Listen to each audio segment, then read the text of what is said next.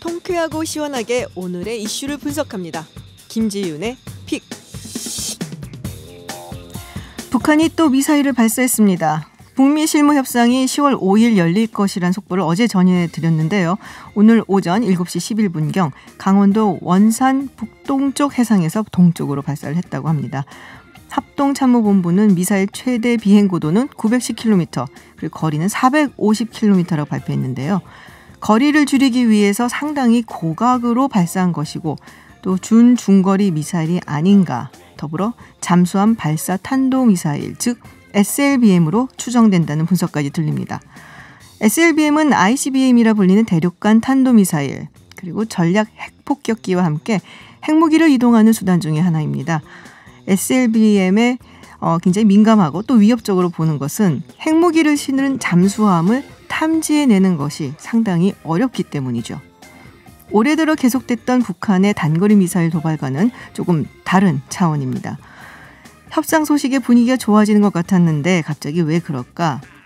어제 북한이 10월 5일 먼저 실무협상을 연다라고 발표를 했지만 사실 미국 국무성은 10월 5일이라고 못 박지 않고 이와 관련해 일주일 안에 within the next week이라고 협상이 있을 거라 확인했습니다.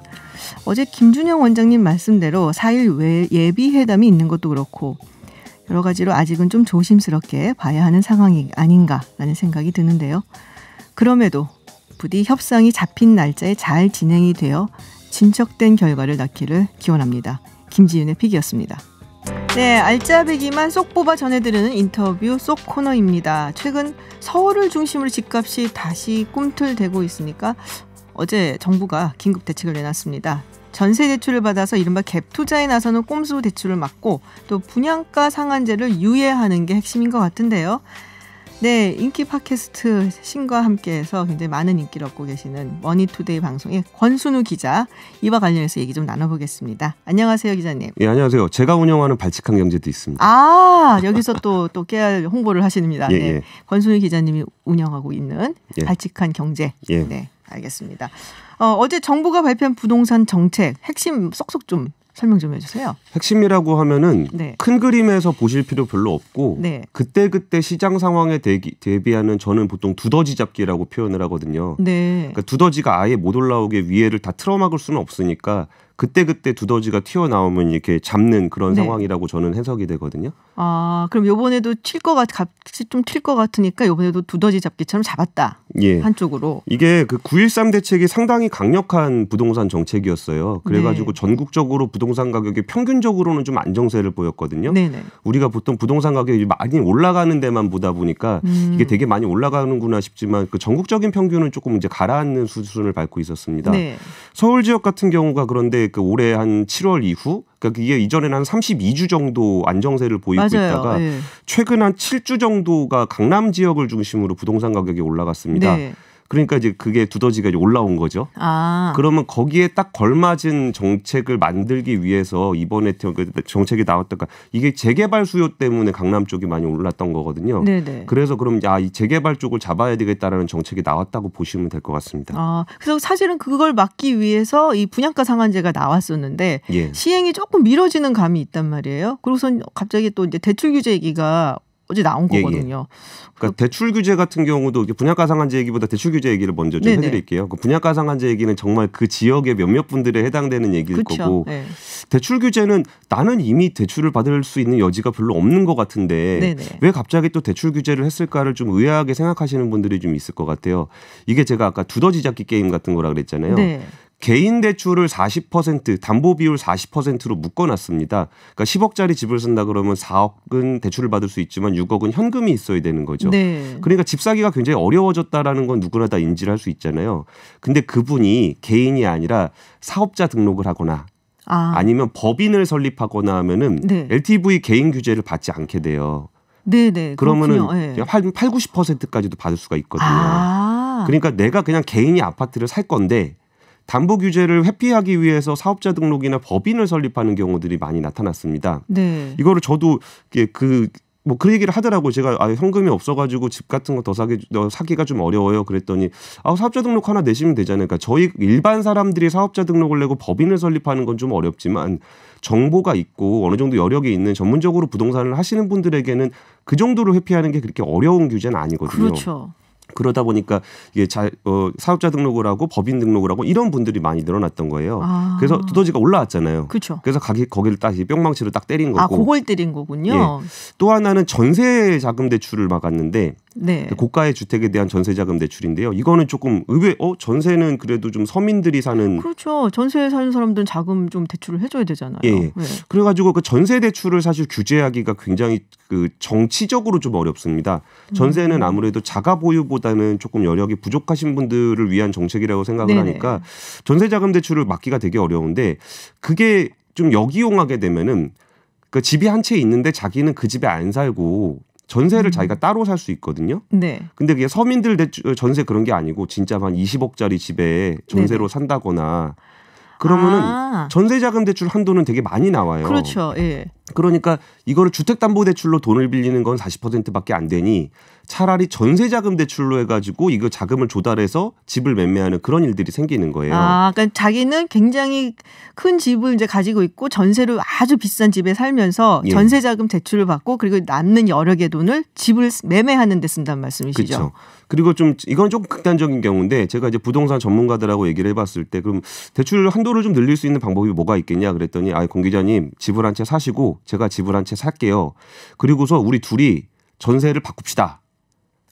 그러니까 저는 그 업자 집에 가서 살고 편법을 알려주시는 그 업자는 그런 경우도 있어요. 네, 저희 집에 살고 그러면은 이게 주택담보대출로 받으면 40%밖에 못 받는데 그쵸? 예를 들어서 전세가율이 한 80% 되고 전세대출을 80% 받는다. 그럼 60% 이상 대출을 받을 수가 있게 되는 거예요. 그래서 그 부분에 대해서도 이제 너무 고가를 하게 되면은 정부에서 그 주택금융공사에서 해주는 보증을 안 해주겠다라는 네네. 건데 이것도 근데 그래도 조금 허점은 있는 게 이제 서울보증보험 같은 경우는 국가보증은 아니거든요. 네. 그래서 아직은 우회할 수 있는 루트가 좀 남아 있다는 그 평가도 나오고 있습니다. 그렇군요. 어쨌든 이런 편법들이 이제 등장하고 그거를 정부가 알아챘기 때문에 이제 대책이 나온 것인데 이 분양가 상한제 잠깐 그래도 얘기를 좀 해볼게요. 이게 뭐 금방 할 것처럼 굉장히 그랬는데 약간 좀 유예되는 느낌이에요. 실제로 그리고 적용이 되려면은 결국엔 뭐 내년 4월 말이나 돼야 된다는 얘기. 그럼 이게 총선 다음인데 약간 예. 시기도 그렇고 어떻게 되는 건가요? 저는 이게 미뤄진다라고 보이진 않아요. 이게 그 분양가 상한제 자체에서 그 입법 예고를 그때 했었잖아요. 네네. 근데 이게 정말 디테일하고 그 당사자분들에겐 굉장히 예민하지만 일반적으로는 좀 어려운 얘기기도 해요. 네. 그때 뭐라 그랬냐면은 분양가 상한제를 시행을 했을 때 입주자 공고가 난 것까지는 분양가 상한제를 면제해 주겠다 그랬어요. 네. 그때 그거보다 전 단계인 관리 처분인가를 받은 업자 그 사업장 같은 경우에 이게 재건축 이제 재개발 얘기를 하는 재건축 거죠. 재개발에 가는 경우에 그렇습니다.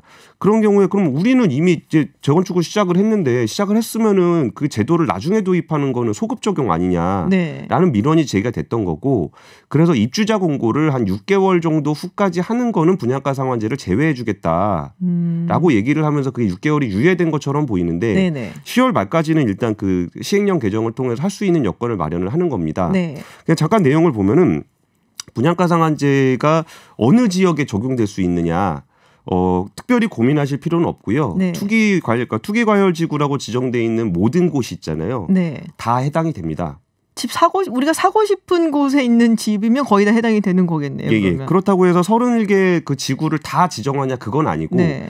정부가 이제 이게 딱 보다가 아까 두더지 게임이라고 말씀드렸잖아요. 네네. 야 여기는 조금 심한데 그러면은 심지어 동단위까지 쪼개서 지정을 할 수 있습니다. 아 그렇군요. 그리고 이미 포획돼 있는 건 포획이 돼 있는 거고. 네. 이제 거기서 이제 모든 법적으로 문제가 없게 해당이 되니까.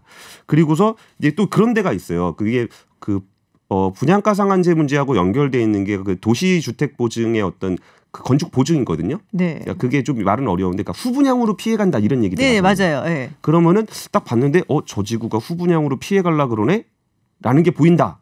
그러면은 너 분양가 상한제.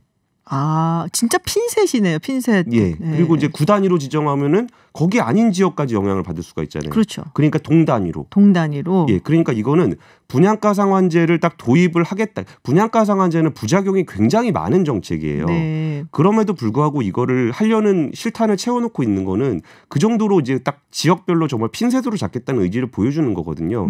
그래서 후분양으로 빠져나갈 여지까지 딱 막아가면서 이제 지켜보고 있다가 분양가 상한제 피해가려 그러면 안 돼. 그럼 분양가 상한제를 안 피한다. 그러면은 이제 서울주택 보증의 그 보증을 받게 되면은 그 분양가 한도가 정해져 있거든요. 네. 어느 정도 가이드라인이 있거든요. 네. 그럼 싸게 그러니까 높은 분양가를 할 수 있는 여지를 차단하는 효과가 있다라고 보시는 게 좋을 것 같아요. 그렇군요. 그야말로 정말 핀셋으로 규제를 하려고 만반에 좀 준비를 하고 약간 경고장을 날린다라고 이제 생각을 하면 될 것 같군요. 그리고 또 하나 재밌는 거 짧게 하나만 전달해드리면은 상시 감시를 좀 강화하겠다는 얘기를 했는데 이게 그 돈 많은 분들은 자금 추적당하는 거 되게 싫어해요. 그래가지고 자금을 어떻게 조달했는지를 눈여겨보겠다는 건데 최근에 금융감독당국에서 특별사법경찰 특사경이라고 하는데 애널리스트가 주가를 미리 자기가 리포트 내기 전에 주식을 사서 그거 가지고 돈을 벌었다는 사람을 적발을 해서 잡아낸 적이 있어요. 근데 이 얘기를 제가 왜 하느냐 갑자기 그분이 그런 행위를 한다는 걸 어떻게 적발했냐면은 그분이 현금으로 강남에 있는 거의 한 40억 상당의 아파트를 현금으로 매입을 했다는 거예요. 그래가지고 그 자금을 보고 있던 쪽에서 아 이거 현금 어디서 났는지 추적을 해봐야 된다. 그래서 국세청에서 그걸 추적을 해본 거고 그리고 보니까 이런 식의 불법이 있었구나 해가지고 결국 금융감독당국까지 온 거예요. 그러니까 자금이 조금 이제 지저분하다 싶은 사람들은 부동산에 얼씬거리지 마라라는 경고의 메시지로 볼 수 있습니다. 아 그렇군요. 지금 막 굉장히 반응이 좋습니다. 권 기자님 오셨다고 반가운 청취자들도 있고, 지금 나오신 기자 성함이 어떻게 되나요? 그러고 물어보시는 분도 계시고, 근데 이것만 짧게 답변해주고 가셔야 될 것 같아요. 2440님이 전세자금 대출 상담은 거래은행에 알아봐야 하나요? 아니 단독 주택 보유하고 있는데 기존 대출이 있는데 전세 대출이 가능한가 해서요라고 질문을 주셨어요. 그러니까 대출이라는 게 결국은 이제 보증을 받아야 되는 게 있거든요. 그러니까 전세자금 대출이라는 게 내 전세자금을 담보로 맡겨서 하는 게 아니고 이거를 주택금융공사라든지 주식도착보증이라든지 아니면 서울보증보험에서 보증서를 끊어줘요. 그럼 그 보증서를 가지고 이제 은행에서 아 여기는 공공기관이 보증을 해주는 사람이니까 돈을 빌려줘야 되겠다 이런 구조를 가지고 있거든요. 그러면은 이제 주택금융공사에 우리가 찾아가서 보증서를 떼어달라고 해야 되냐? 그러면 이게 전국의 주택금융공사가 그렇게까지 많지 않잖아요. 그렇죠. 그래서 그 업무를 일반 은행에다 위탁을 해놨습니다. 그래서 은행에서 그 업무를 위탁 처리를 해주고 있기 때문에 전세자금 대출 관련 상담도 은행에서 하시면 됩니다. 네. 아주 간결하고 그리고 깔끔한 답변이셨습니다. 지금 반응이 너무 좋아갖고요. 어디 가서 좋은 소리 많이 못 들었는데. 부동산 상담 받고 싶다는 분도 올라오셨습니다. 지금 저희가 종종 모셔갖고 흘러가는 경제 얘기 정말 피가 되고 살이 되는 경제 이야기를 자주 듣도록 하겠습니다. 오늘 말씀 감사합니다. 예, 감사합니다. 네, 지금까지 권순우 머니투데이 방송 기자와 얘기 나눠봤습니다. 네, 최01님, JW 최01님, 지하철 7호선이 도봉산역 부근 단전으로 지연 운행 중이라는 문자 보내주셨습니다. 네, 지금 저희가 이제 가장 주목받는 이슈와 인물 인터뷰하는 스포트라이트 시간인데요. 잡혔나 싶었던 그 아프리카 돼지열병 다시 터졌습니다. 경기도 파주시 양돈 농가 두 곳에서 확진 소식이 전해졌는데요. 굉장히 좀 많은 불안감이 확산되고 있습니다. 두 분 전문가 모시고 이야기 한번 나눠보겠습니다. 강원대 수의학과의 오연수 교수님 그리고 강석기 작가님 모셨습니다. 안녕하세요. 네, 안녕하세요. 네, 파주 두 곳에서 또 확진 판정이 나왔어요. 이게 자꾸 확산이 되는 느낌이 드는데 맞나요? 왜 이렇게 자꾸 확산이 되나요? 일단 처음 어쨌든 원발 농장은 있고요. 처음에 어떻든 이 원인이 있어서 뭔가 이제 바이러스가 유입이 됐고 그 원발 농장으로부터 역학적 관계에 있는 농가들한테서 지금 옮겨갔고 그래서 거기에서 지금 임상 증상이 발산을 하고 있는 것으로 보입니다. 정부에서 굉장히 강력하게 좀 막는 것 같은 모습은 보이는데 이게 좀 역부족인 건가요? 아니면 어떻게 보고 계세요? 그건 그렇지는 않고요. 이 바이러스가 워낙 잠복기가 길다 보니까 처음 임상 증상 발병으로 신고했을 그 당시에 이미 역학적 관계에 놓여서 다 이제 바이러스가 유입이 되어 있는 차차 이제 유입이 되어 있는 상황이었고 정부는 의심 신고가 들어오자마자 굉장히 강력한 방역 조치 그때부터 이동 중지를 했기 때문에 그래서 이제 아랫지방으로 더는 내려오지 않고 그 이제 역학적 관계에 있는 농장들 그러니까 원발 농장을 갔었던 어떤 매체들이 다녀갔었던 그런 이제 농가들한테서 지금 임상 증상이 나오고 있는 것이죠. 그렇죠. 이 농가가 굉장히 불안할 것 같은데 이렇게 막을 방법은 자체적으로 있는 건가요? 네, 그럼요. 알고 있습니다. 네네. 지금 원인을 알고 있고요. 네. 원인은 아프리카 돼지열병 바이러스라고 하는 그 바이러스라는 원인을 알고 있고 그리고 그 바이러스가 어떻게 전파되는지 농가에서 알고 계십니다. 이제 계속 이 바이러스로 인한 질병 발생 이전부터 정부가 주변국이 점점 이제 우리나라 쪽으로 주변국에서 발생이 좁혀오면서 굉장히 방역 교육을 미리 발생하지도 않은 질병에 대해서 방역 교육을 이제 실시하고 제가 이제 강사로 전국 이제 순회 강의도 했었고요. 뭐 방해할 방법은 직접 전파 혹은 간접 전파 등 어쨌든 바이러스를 직간접 접촉에 의해서 발생한다는 걸 알고 있기 때문에 농가에서의 차단 방역을 완벽하게 하고 그리고 농가를 왔다 갔다 하는 차량에 대해서 소독을 굉장히 꼼꼼하게 소독을 하고 소독약이 좀 작동을 할 때까지 조금만 기다렸다가 내보내고 이제 차량 관리, 사람 관리만 잘하면 이제 우리 농가를 지킬 수 있다는 것을 알고 있습니다. 네, 지금 청취자분께서 원발이 무엇인가요? 라는 질문을 하셨어요. 이게 원인 발생. 맨 처음에 발생했던 이제 농장을 얘기하는데요. 네. 그렇군요. 알겠습니다. 근데 아까도 말씀하셨지만 이게 사실은 오고 있다라는 것을 알고 있다고 하셨잖아요. 지금 강석기 작가님께 제가 여쭤보고 싶은 게 우리나라에 확산될 거라고 이미 예정이 되어 있었다라고 하던데. 그렇게까지는 말할 수 없는데 확률적으로 높았던 거죠. 왜냐하면은 이게 우리가 사육하는 돼지뿐만 아니라 이게 멧돼지를 통해서도 전염이 되기 때문에 통제가 안 되잖아요. 그리고 이제 중국하고 북한하고 우리 한국을 통해서 연결이 돼 있잖아요. 그래서 그게 아무리 뭐 휴전선이 있다고 해도 막을 수도 없고 그다음에 이제 또 이 강이 또 흐르니까 임진강 이런 것들이 그러니까 그런 위험성이 항상 있었던 거죠. 그 이번에 발생한 것도 보면은 다 접경 지역이잖아요. 그러니까 그게 아무래도 이제 중국과 북한을 통해서 그럴 가능성이 있다고 항상 이제 예상이 언제 터지나 사실은 이제 그 문제라고도 이제 볼 수 측면도 있는 거죠. 중국도 상당히 심각했다라는 얘기가 있어요. 사실 중국 같은 나라는 돼지고기 굉장히 많이 먹는 나라이기 때문에 돼지도 많고 또 많이 키우고. 그렇죠. 그러니까 지금 전 세계에서 사육하는 돼지가 약 10억 마리인데 그중에서 4억 4천만 마리를 이제 중국에서 키우고 있으니까 거의 반이네요. 그렇죠. 그러면. 그러니까 중국이 사실은 그게 퍼지냐 안 퍼지냐가 세계적인 관심사였죠. 근데 작년 8월에 이제 중국에서 딱 발생하면서 갑자기 이제 이게 세계적인 이슈가 된 거죠. 그렇군요. 근데 중국이나 북한 같은 곳도 방역 시스템이 이런 게 잘 돼 있나라는 생각도 좀 들기는 하는데 어떤가요, 교수님? 중국이나 북한 방역 시스템 같은 게 안 되어 있죠. 안 되어 있군요. 잘. 우리나라에 비한다면 우리나라 방역 시스템이 굉장히 잘 되어 있습니다. 심지어 이제 외국에서 돼지열병이라든가 지금 아프리카 돼지열병이라는 단어하고 돼지열병을 지금 나눠서 봐야 되는데 원래 고전적으로 우리나라에 있었던 돼지열병이나 구제역이나 AI들을 겪으면서 굉장히 방역 시스템을 재정비하는 거를 매번 그렇게 해왔기 때문에 굉장히 시스템은 잘 되어 있습니다. 그에 반해서 중국이나 북한 쪽은 아무래도 시스템이 좀 덜하기 때문에 훨씬 더 크게 이게 확산이 됐을 수도 있다라는 말씀이신데 그래도 어쨌든 감염 경로가 지금 확실치는 않잖아요. 딱 나온 얘기는 없는 것 같아요. 대충 추정을 하고 있을 뿐이지. 교수님 보시기에는 어떠세요?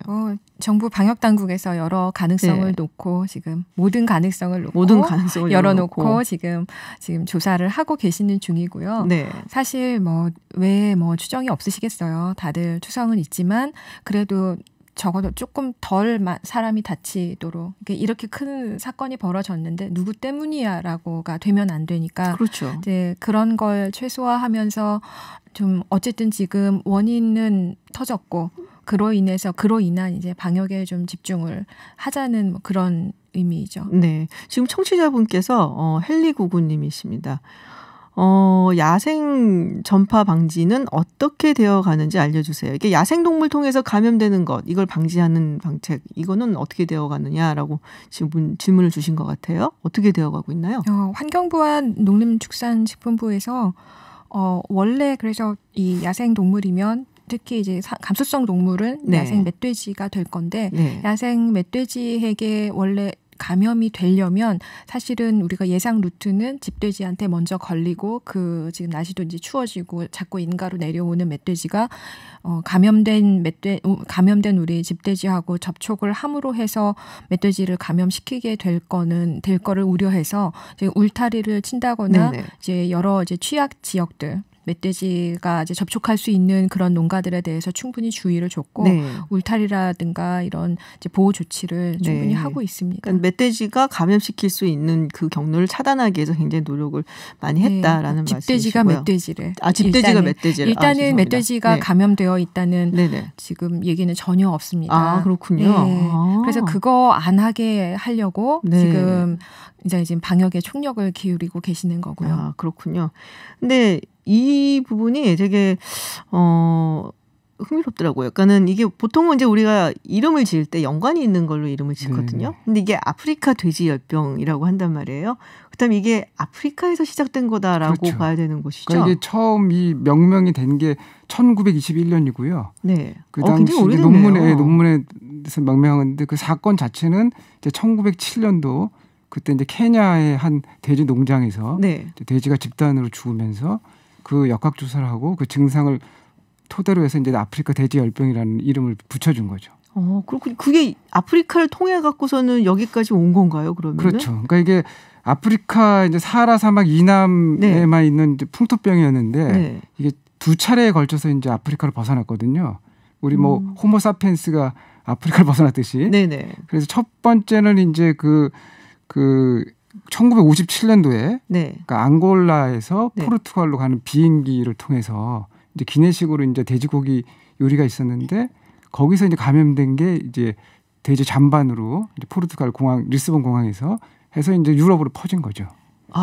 그래서 서유럽 쪽으로 퍼지고 예, 서유럽 퍼지고 이제 남미까지 퍼졌었는데 그게 남미까지 갔어요? 예. 그때도 뭐 어떤 식으로 갔겠죠. 네네. 그런데 그거는 이제 수습이 잘 됐습니다. 네. 그런데 요번에 거는 이제 2007년도 요번에 네. 이제 동아프리카에서 이제 베루에서 이제 조지아라고 옛날 구소련이죠. 지금 우리가 보통 그루지아라고 이렇게 얘기를 했었죠. 예. 거기에 이제 배를 통해서 가서 또 역시 그 음식 찌꺼기를 통해서 이제 돼지한테로 간 거죠. 그래서 그게 이제 중국으로 또 퍼지고 예, 그게 초창기는 이제 주로 멧돼지를 통해서 이제 동유럽으로 퍼졌고 이게 2018년에 이 중국으로 간 거죠. 그렇군요. 근데 그러면 말씀하신 거에 따르면 지금 100년이 넘은 거잖아요. 처음 발병을 그렇죠. 한 것은. 예. 근데 아직까지도 백신은 없는 건가요? 미리 이거를 예방할 수 있는? 네. 그 역사 얘기에 조금 더 이제 말씀을 드리면 아프리카 대륙에서 돼지를 키우게 된 그 얘기는 원래 우리가 린더페스트라고 하는 소의 흑사병이라고 하는 질병이 있었어요. 네. 그런데 서브사하란 아프리카 사하라 사막 이남 지역에서 그 린더페스트로 인해서 소가 다 떼죽음을 당했어요. 네. 그러면 빨리 키워서 얼른 고기를 먹을 수 있는 양돈을 좀 해보자. 그래서 유럽으로부터 그때 노스 아프리카 그러니까 북부 아프리카에서 네. 돼지를 키우고 있었는데 유럽이랑 가까우니까 네네. 그래서 거기 있는 돼지를 대거 이동시켜서 그 지역에서 상당히 양돈 산업을 했었죠. 그런데 아프리카 돼지 열병 바이러스는 원래 그 풍토병이었는데 네. 그래서 아프리카에도 돼지가 있습니다. 그 털 많이 난 티몬과 푼바에 나오는 그 라이온킹에 나오는 그 돼지가 이제 아프리카 토속 돼지인데 그런 돼지들은 이 아프리카 돼지 열병 바이러스가 걸려도 괜찮았어요. 그러니까 대규모 양돈을 해도 괜찮겠구나 하고 양돈을 막 대규모로 시작을 했는데 그때 다 죽었죠. 이 집돼지들은 그렇지 않고 이 바이러스에 감염되면 네. 그 발생을 하면서 임상 양상을 막 발생을 하면서 갑자기 떼죽음을 당하면서 이제 막 세상에 이제 알려졌죠. 아, 그렇군요. 네, 그러다가 이제 아까 작가님이 잘 말씀하신 것처럼 이렇게 항공기의 잔반이나 배의 잔반으로부터 나온 그 감염되어 있는 아프리카 돼지열병 바이러스가 이제 감염력이 굉장히 오랫동안 지속되거든요. 그래서 우리도 처음에 이거 방역에 대한 얘기를 할 때 잔반을 절대적으로 금지해야 된다. 왜냐하면 첫 시작 바이러스의 대륙간 이동은 사람이 이동시킨 잔반에 의한 것이었었기 때문에 역사적으로 네. 그래서 잔반을 먼저 금지를 하고 사람이 접촉해서 옮기는 거에 대해서 굉장히 금지를 하고 지금도 하고 그런 쪽으로 이제 차단 방역을 하고 계시죠. 이게 우리가 지구가 하나가 됐다, 뭐 세계화가 됐다 이래서 굉장히 이동도 빨라지고 아주 다각적인 경로를 통해 갖고 우리가 막 옮겨 다니는데 이게 사실은 네. 어떻게 보면 전염병을 자꾸 확산시키는 굉장히 중요한 매개가 된다는 얘기도 있는데 사실 뭐 이 케이스도 벗어나지는 않는 경우네요. 어떻게 보면은. 네. 아까 드렸던 질문 다시 돌아가면 백신은 백신은 어떻게 된 건가요? 그 말씀을 드리다가 네, 재미있는 얘기, 재미있는 병의 역사 막 이런 얘기를 막 같이 나눴네요. 백신은 이 바이러스가 워낙 덩치가 커요. 그리고 이 바이러스는 바이러스성, 열성, 출혈성 바이러스의 그룹으로 묶입니다. 그래서 우리가 역사적으로 알고 있는 바이러스성, 열성, 출혈성 바이러스는 뭐 에볼라 바이러스가 이 군에 속해 있습니다. 좀 어렵네요. 네, 에볼라나 뭐 광견병 바이러스나 지금 나오는 중증 열성 혈소판 감소증 SFTS 이런 것들이 다 혈관을 좋아해서 막 출혈성 병변을 일으키고 막 열을 막 일으키는 그런 바이러스들인데 이 바이러스 군은 전부 RNA 바이러스거든요. 너무 어려워요, 교수님. 쉽게 설명해 주세요. 네. 네. 왜 백신이 없는 거냐고요. 덩치가 너무 커서요. 네. 만들기가 어려워요. 덩치가 너무 커서. 덩치가 크다는 말씀은 어떤 말씀이세요? 이게 백신이라 함은 어떤 항원성을 만들어내는 내가 이 백신을 가지고 들어갔을 때 이 백신 항원을 인식해서 뭐 기억을 해놨다가 다른 내성을 키우는 거죠, 그 한마디로. 네. 비슷한 게 들어오면 기억해놨다가 그걸 방어를 해야 되는데 얘는 그 기억해야 하는 부분이 뭔지 아직 잘 몰라요. 너무 덩치가 커서. 그렇군요. 그러니까 뭐가 문제인지 아직 확실하게 핵심을 못 잡아냈다는 말씀이신가요? 네. 그래서 생백신으로밖에 만들어서 사용할 수가 없죠. 생백신이 뭔가요? 생백신 시험 그렇잖아도 칼럼에서 읽었는데. 네. 백신이 두 가지 있습니다. 사백신하고 생백신인데, 그러니까 그 바이러스의 그 입자 일부를 가지고 만든 게 사백신이고요. 그거는 어차피 바이러스가 아니기 때문에 안전합니다. 대신에 아까 말씀드린 것처럼 항체 생성이 잘 안 될 가능성이 높아요. 근데 이제 생백신은 살아있는 바이러스인데 그 병원성이 약화된 거죠. 그러니까 바이러스 자체를 넣은 거니까 거기서 항체를 만들면은 그게 실제 병원성이 큰 바이러스에도 잘 먹힐 가능성이 높아요. 대신 그 백신 자체가 또 병원성을 띠게 바뀔 수가 있기 때문에 위험성이 또 내포되어 있는 거죠.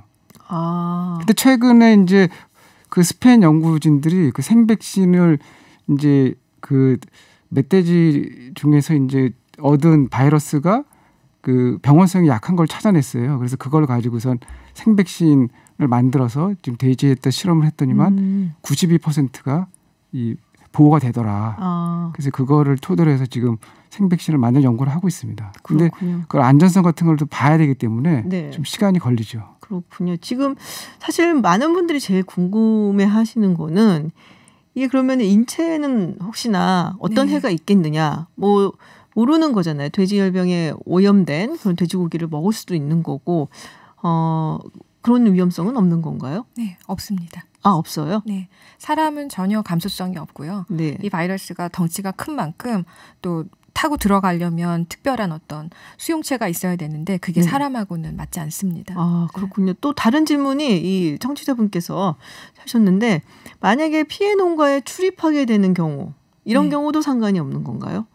뭐 그럴 수도 있잖아요. 뭐 접촉할 수도 있고 돼지랑 이런 경우도 사람한테는 전혀 피해가 없다. 피해 없는데 접촉이라고 하니까 제가 가슴이 철렁 내려앉는 게 접촉했다가 다른 돼지를 만질까 봐 그러면 절대로 안 되죠. 그렇죠. 그러니까 인체에는 피해가 없고 인간한테 피해가 없지만 만약에 피해 농가에 가서 접촉을 했다가 다른 돼지를 만지게 되거나 하면은 그때는 피해가 있다. 돼지한테 피해가 있다는 말씀이신 것이죠. 그러니까 알겠습니다. 그렇다면 사실은 이 부분이 되게 중요하거든요. 이게 어쨌든 가축에 대한 질병이라고 하더라도 우리가 돼지고기를 많이 먹으니까 불안해하는 분들이 많으신데 한마디 조금 해주신다면. 전혀 사람한테는 감염되지 않으니까 위험하지 않고, 그리고 이 바이러스는 열 가열을 하면 65도 이상, 30분 이상, 70도, 80도 이렇게 가열하면 돼지고기는 우리가 육회로 먹지 않고 다 가열해서 먹으니까요.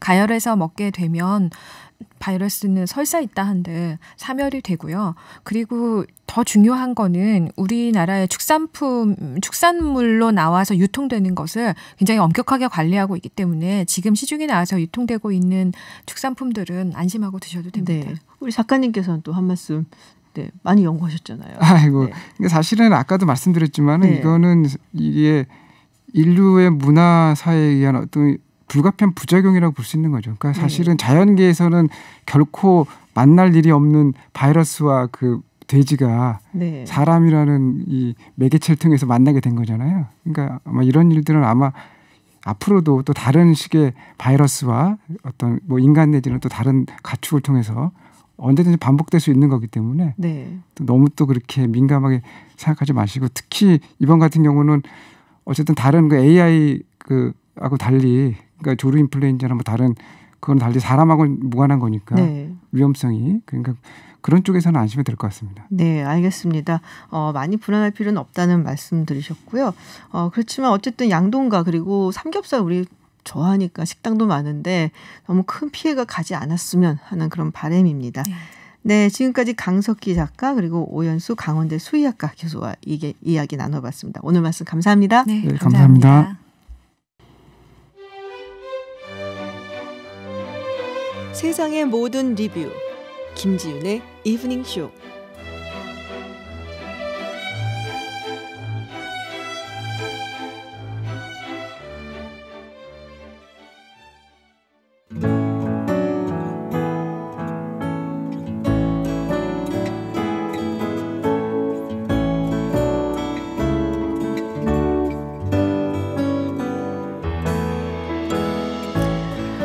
네, 0534님께서 보내주신 소식입니다. 7호선 태릉 입구역에서 단전으로 운행 중지 중입니다.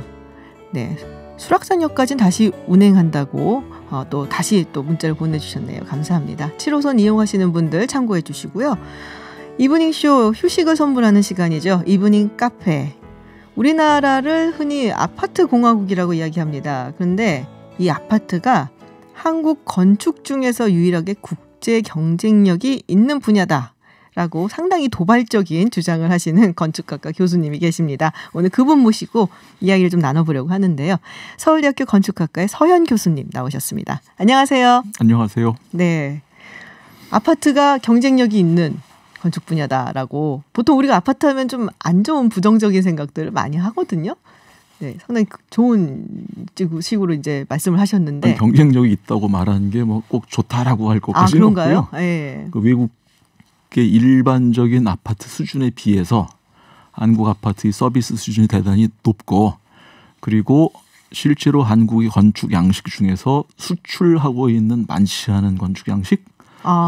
예를 들면 이제 한국에서 병원 짓는다 혹은 스타디움 짓는다 하면은 그 설계에 대한 노하우가 아직 좀 덜 축적이 돼서 많은 경우에 외국의 컨설팅을 받아오고 하는데, 아파트는 사실은 그런 일은 전혀 없고요.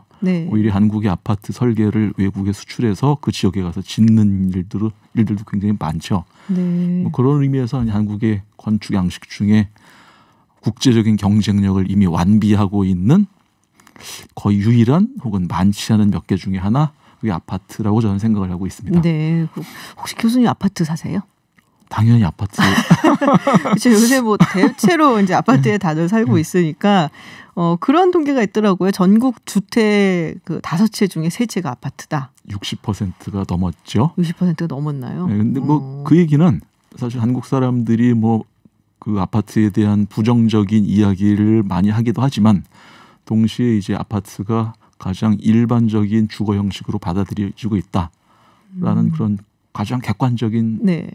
지표일 것 같은데요. 그렇죠. 좀 편리하다라는 것 같아요. 그러니까는 아파트에 산다는 게 물론 저도 이제 아파트에 거주를 하고 있지만 주택에 살면 참 좋겠다라는 생각을 하면서도 막상 주택으로 이사 간다면은 이렇게 뭐 해야 될 게 굉장히 많은 그렇죠. 느낌 네. 뭐 이렇거든요. 근데 아파트가 가지고 있는 장점은 사실은 편리하다라는 것 좀 넘어서 네.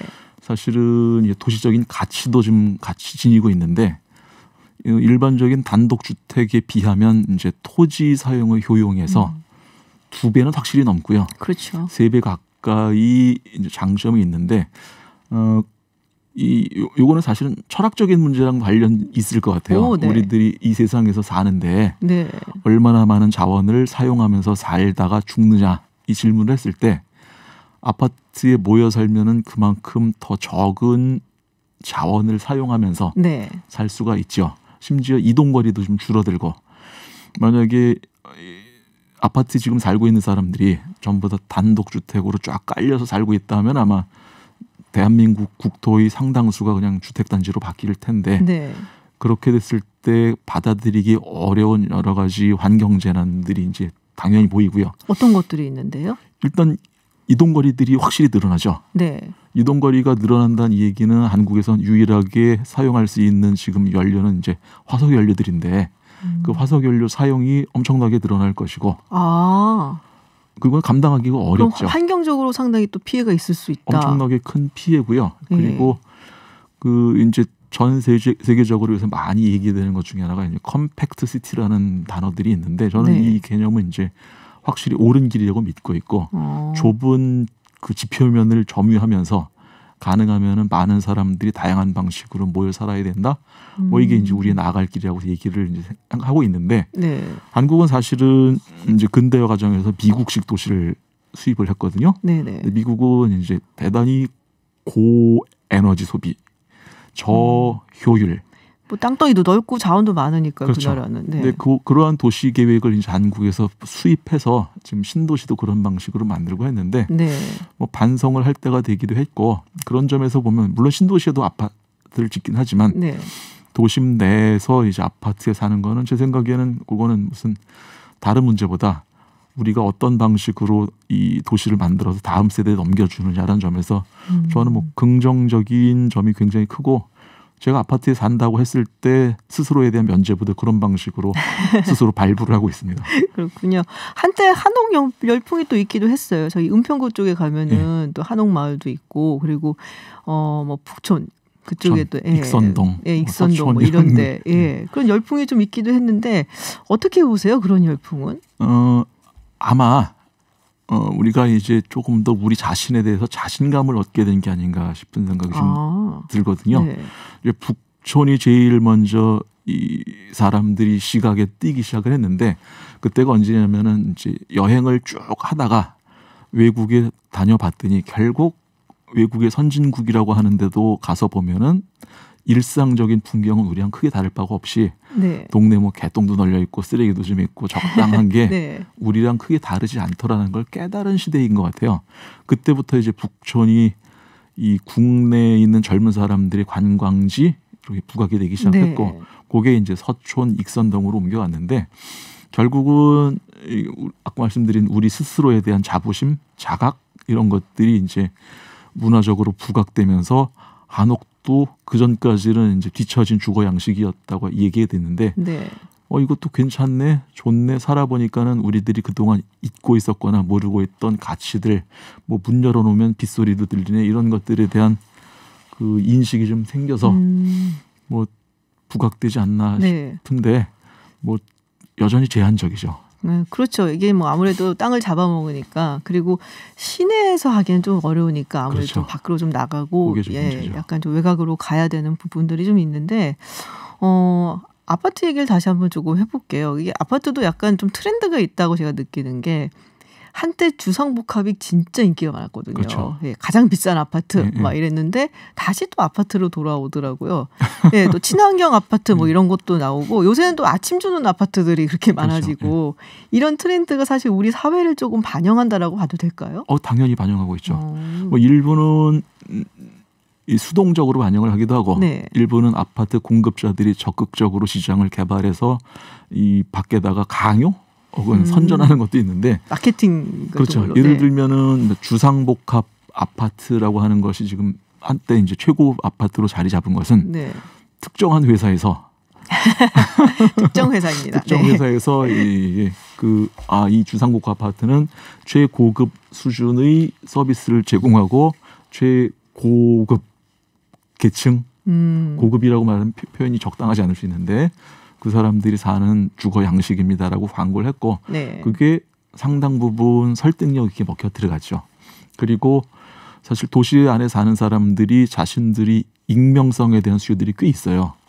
말할 때 이제 일반적으로 다른 사람들 앞에서 얘기할 때는 아파트가 뭐 이웃 간에 단절이 돼 있고 뭐 커뮤니티도 없고 정도 없고 이런 문제가 있다라고 얘기를 네네. 하는데 실제로 이 뒤에서 조사를 해보면 이웃집 사는 사람들로부터 피해받지 않고 간섭받지 않고 사는 집을 굉장히 선호를 합니다. 아, 나의 사생활을 굉장히 보호하고 싶어 하는 그쵸. 거군요. 근데 그런 사생활 보호에서는 아파트보다는 주상복합이 훨씬 더 밀봉되어 있는 주거이기 때문에 그 좋은 주거, 특히 이제 고소득층일수록 밀봉된 공간을 더 요구를 하더라고요. 그런 점에서 보면은 이제 주상복합이 최고의 가치를 갖는 그 아파트로 자리를 잡았었고 요즘은 이제 지속적으로 아파트 공급자들이 이 새로운 세상, 새로운 세대들이 요구 조건 뭔지를 계속 탐구를 하고 있다가 네. 아주 능동적으로 이제 자리를 잡아나가는데 보면은 요새 집에서 반찬을 해먹는 집도 계속 줄어들다가 맞아요. 이제는 아예 밥도 해먹지 않는 집들이 많아지는 거를 아파트 공급자들이 이제 금방 파악을 한 거죠. 네. 제 생각에는 그건 사회의 반영이라는 점에서 뭐 당위성을 얘기하기 전에 어쩔 수 없는 갈 길이다라고 생각을 하고 있습니다. 그렇군요. 제가 사실 이제 우리가 뭐 건축물을 볼 때 예술적인 부분도 굉장히 많이 따지잖아요. 네. 시각적으로. 네. 아파트도 예술적으로 우리가 평가를 할 수 있을까요?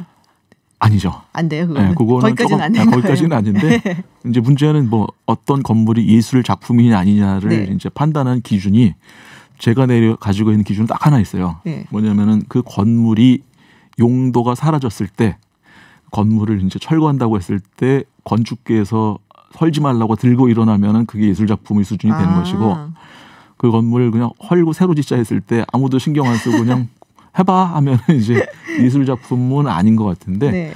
아파트가 용도가 다 됐을 때 이제 철거하고 새로 짓자 했을 때 뭐 한때 역사적인 가치가 있어서 예를 들면 이제 한국에서는 강남 맨션 아파트나 여의도 시범 아파트나 이런 아파트들은 네네. 굉장히 기념비적인 아파트들인데 그렇죠. 네.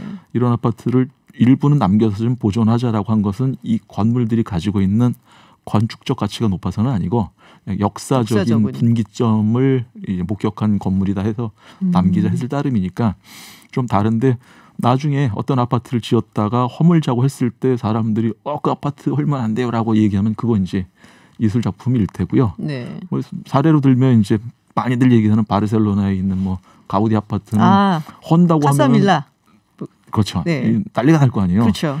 근데 한국의 아파트들은 아직 그 정도까지의 건축적 완성도를 지니고 있는 아파트는 저는 아직은 머릿속에 떠오르는 게 없죠. 그렇군요. 아쉽게. 네. 우리가 이제 외국에 갔을 때 그 도시를 보면 스카이라인을 보기도 하고 또 막 돌아다니면서 어떤 건축물이 정말 이 도시를 대표하는 건축물이에요. 막 관광을 하잖아요. 교수님 보시기에 그 서울의 건축물들 이거 정말 서울이라는 것을 딱 나타내는 건축물은 이거다라고 하신 게 있으세요? 그런 건 없죠. 그런 건 없어요? 지금 말씀하신 게 말하자면 한국에서 표현이 적당할지 모르겠는데 네. 한국에서 제일 예쁜 여배우 네. 혹은 제일 잘생긴 남자 배우를 통해서 한국의 영화계를 대변한다. 근데 그것보다 훨씬 더 중요한 게 수많은 배우들이 뭐 서로 경쟁하고 하면서 집단적으로 이 한국의 영화계를 대변하는 것처럼 한국의 도시도 단 하나의 건물이 대변한다거나 하면은 오히려 그게 건강하진 않은 것 같아요.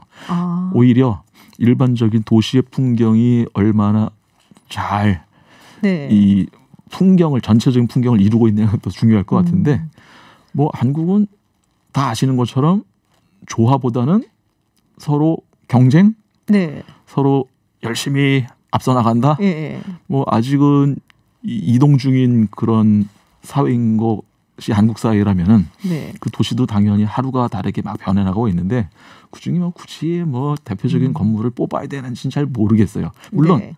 어떤 도시들은 대표로 삼을 만한 건물들이 있는 도시가 있는데 그렇지 않고도 행복하게 도시 생활을 하는 그런 사회도 있죠. 뭐 예를 들면 유럽의 덴마크에 있는 도시들, 뭐 스웨덴에 있는 도시들 보면 생각나는 거 아무것도 없이 그냥 도시의 풍경 혹은 그 안에 있는 사람들이기 때문에 제 생각에는 뭐 굳이 단 하나를 뽑아야 되나 하고 뽑으라고 그러시면 저는 할 말이 없습니다. 네, 그러시구나.